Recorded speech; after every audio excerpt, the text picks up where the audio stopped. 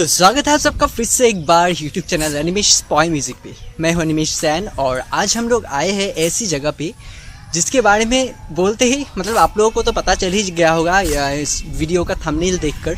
फिर भी ये एशिया का सबसे पहला पेविलियन है जो अभी तक यूज़ में है। मतलब अभी भी इसमें मतलब इसके जो फील्ड है वहाँ पे अलग अलग तरह के गेम्स और अलग अलग तरह के कल्चरल फंक्शंस अनुष्ठित किए जाते हैं। तो मैं बात कर रहा हूँ असम के शिवसागर डिस्ट्रिक्ट के शिवसागर टाउन में जो है रॉन्घर। ये मेरे पीछे रॉन्घर इंडिया का नहीं बल्कि एशिया का सबसे पहला पेविलियन है। तो अब तक तो आप लोगों को पता चल ही गया होगा कि आज का ये वीडियो कितना स्पेशल बनने जा रहा है। तो वीडियो के अंत तक ज़रूर बने रहिए। तो चलिए वीडियो के शुरू से शुरू करते हैं। तो अभी मैंने टिकट ले लिया यहाँ से। तो आप लोग ऑनलाइन भी टिकट ले सकते हैं और ऑफलाइन भी ले सकते हैं। मैंने ऑफलाइन ही लिया। तो चलिए देखते हैं इसके अंदर क्या क्या है।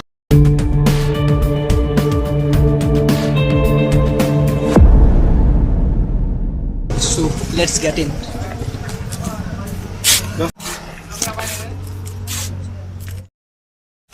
तो पीछे मैंने अभी टिकट दिखा लिया और वेरीफाई कर लिया। सो आगे देखते हैं।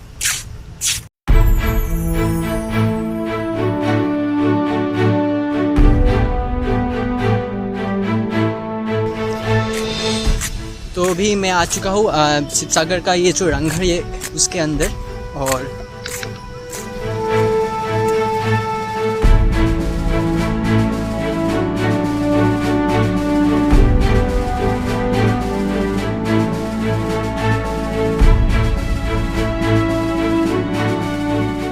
यह है रंगघर जिसे आहूम शासनकाल में पेविलियन की तरह इस्तेमाल किया जाता था। ये पेविलियन वर्तमान के शिवसागर टाउन से करीबन 3 किलोमीटर यानी 1.9 मील दूर पर ही अवस्थित है। इसे आहूम स्वर्गदेव प्रमत्त सिंह ने सन 1746 में बनवाया था। 1746 के पहले तक यहाँ पे स्वर्गदेव रुद्र सिंह द्वारा बनवाया गया काठ और बांस से निर्मित पेविलियन यहाँ पे हुआ करता था।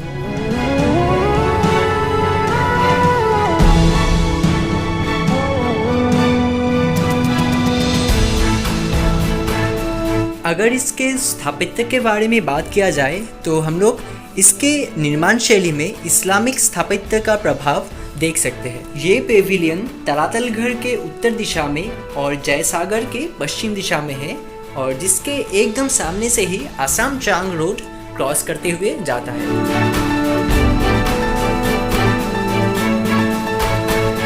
इसके निर्माण कार्य में स्थानीय कौशल उपयोग किया गया था।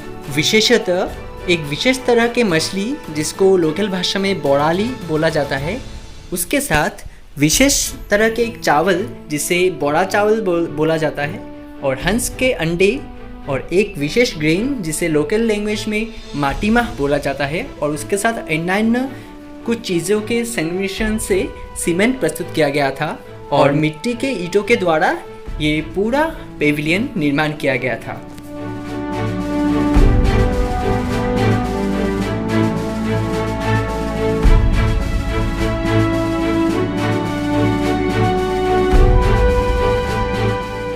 यहाँ के दीवारों में विभिन्न तरह तरह के देव देवियों के और सिंह के और हाथियों के और अन्य बहुत सारे चित्र अंकित किए गए हैं।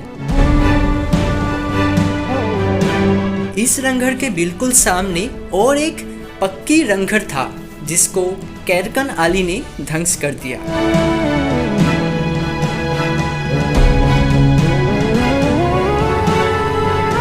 तो चलिए अब मैं आप लोगों को लेके चलता हूँ इस पेविलियन के ऊपर के मंजिल की तरफ।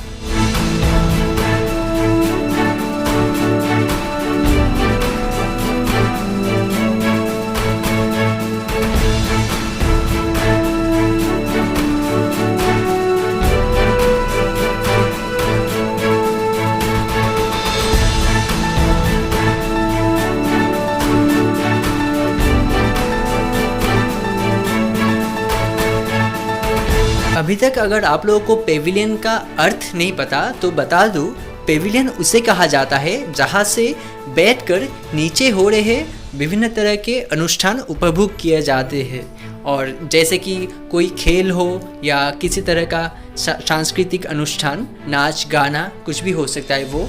तो इस तरह के ऊंचे घरों को पेविलियन बोला जाता है, जिसका निर्माण का एकमात्र उद्देश्य मनोरंजन उपभोग करना होता है। यहाँ पे बैठकर अक्सर राज दरबार के लोग यानी स्वर्गदेव और उनके परिवार के लोग और उनके जितने सारे विशेष लोग थे वो लोग नीचे हो रहे विभिन्न तरह के अनुष्ठान को उपभोग करते थे। विशेषतः रंगाली बिहू के वक्त बिहू नाच और विभिन्न तरह के खेल, जैसे एक विशेष तरह का बार्ड का जो फाइट होता है, हैंड सौराई बोला जाता है, हैंड बार्ड का फाइट, फिर बाफेलो फाइट, कॉक फाइट और रेसलिंग जैसे अनोखे गेम्स उपभोग करते थे। और इसी फील्ड में वह सब खेल हुआ करता था जिसका नाम रुपही पत्थर बोला जाता था।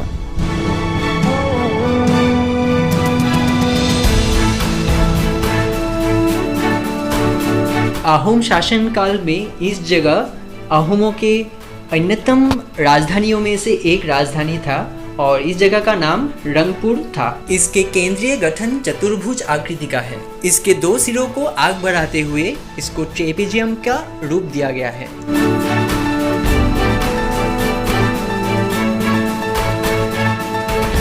सामग्रिक तौर पर रंगघर ने एक अष्टभुज का रूप ले लिया।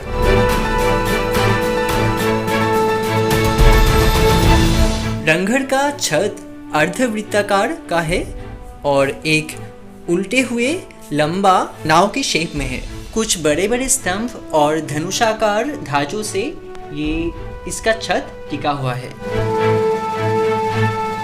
इंग्रजों ने यान्डाबू संधि के आधार पर असम को जब शासन में ले लिया था, उसके बाद बथान नाम के इंग्रज विषया ने 1300 रुपए में रंगघर और तलातल घर और उसके साथ कारिंगघर के 2 दीवारों को कैनपोन आली को बेच दिया था। इसके शीर्ष पर यानी कि छत पर निर्मित मगरमच्छ के आकृति और नाव के आकृति ने इसके सौंदर्य को एक विशेष मात्रा प्रदान किया।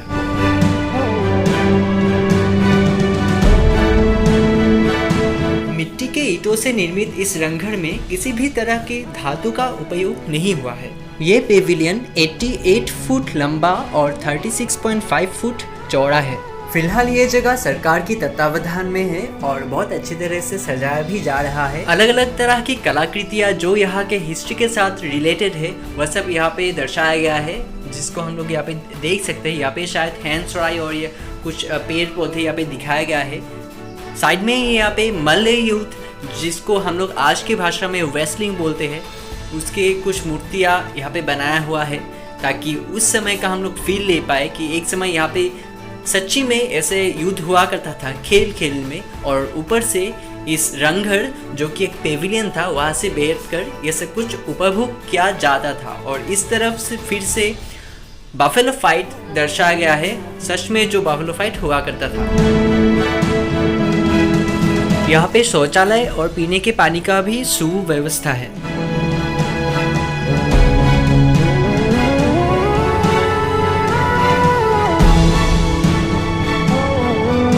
यहाँ पे बच्चों के मनोरंजन के लिए भी बहुत सारी चीज़ें बनाया गया है और सिर्फ बच्चे ही नहीं बड़े भी यहाँ पे मज़े लेते हुए देखा जा सकता है। तो आज के ब्लॉग में बस इतना ही। मिलते हैं फिर कभी किसी नए ब्लॉग में। वीडियो अच्छा लगा हो तो ज़रूर लाइक कीजिए, कमेंट कीजिए और शेयर कीजिए। तब तक के लिए टाटा बाय बाय।